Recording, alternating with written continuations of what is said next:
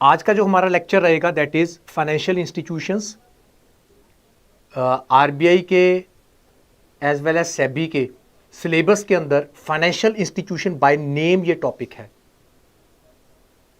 इसके अंदर हम NABARD, national housing bank, export import bank और small industrial development bank of India, इसके बारे में कुछ बेसिक इंफॉर्मेशंस, इनके फंक्शंस, इनकी कॉन्स्टिट्यूशन, इनका मेन ऑब्जेक्टिव, रोल, ये सारा देखेंगे।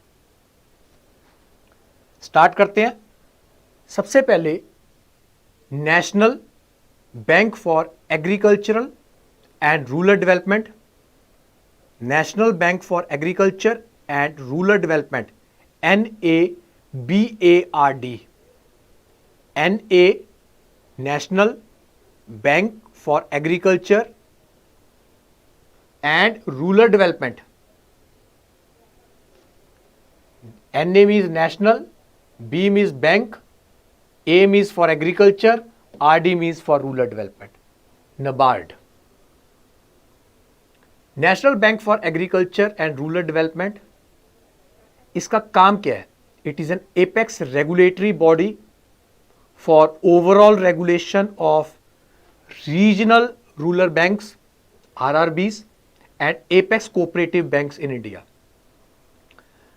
जो रीजनल रूरल बैंक्स हैं, इनका मेन फंक्शन क्या होता है? जो अर्बन एरियाज हैं उनमें तो है ही है, लेकिन इनका बेसिक ऑब्जेक्टिव है जितने भी रूरल एरियाज हैं, विलेजेस हैं, जहां फार्मर्स को, अनऑर्गेनाइज सेक्टर को क्रेडिट की रिक्वायरमेंट है, तो ये रीजनल रूरल बैंक्स उनको क्रेडिट फैसिलिटी प्रोवाइड करते हैं। सिमिलरली कोऑपरेटिव बैंक्स, जिनको हम प्राइमरी एग्रीकल्चर कोऑपरेटिव बैंक्स भी बोलते हैं, या district cooperative banks, state cooperative banks, central cooperative banks, इनका काम क्या है? इनका काम भी अपने मेंबर्स को, मेंबर्स में भी फार्मर्स, इनको लोन ग्रांट करना है। प्राइमरी एग्रीकल्चर कोऑपरेटिव बैंक का काम क्या है? अपने मेंबर्स को क्रेडिट फैसिलिटी प्रोवाइड करना at a cheaper rate of interest with less formalities. So RRBs का भी और कोऑपरेटिव बैंक्स का भी मेन ऑब्जेक्टिव रूरल डेवलपमेंट है, रूरल क्रेडिट है, short term, medium term, long term loans provide करना है against the collateral security of land. So अगर जैसे आरबीआई कमर्शियल बैंक्स को रेगुलेट करता है so that commercial banks properly operate कर सके, इसी तरह आरआरबीज को और कोऑपरेटिव बैंक्स को प्रॉपरली ऑपरेट करने के लिए पीछे से कोई ना कोई कंट्रोल चाहिए, कहीं ना कहीं उनको स्पॉन्सरशिप चाहिए, कहीं ना कहीं उनको कंट्रोल चाहिए, कहीं ना कहीं उनको रेगुलेशन चाहिए, और कहीं ना कहीं उनको सपोर्ट की भी रिक्वायरमेंट है।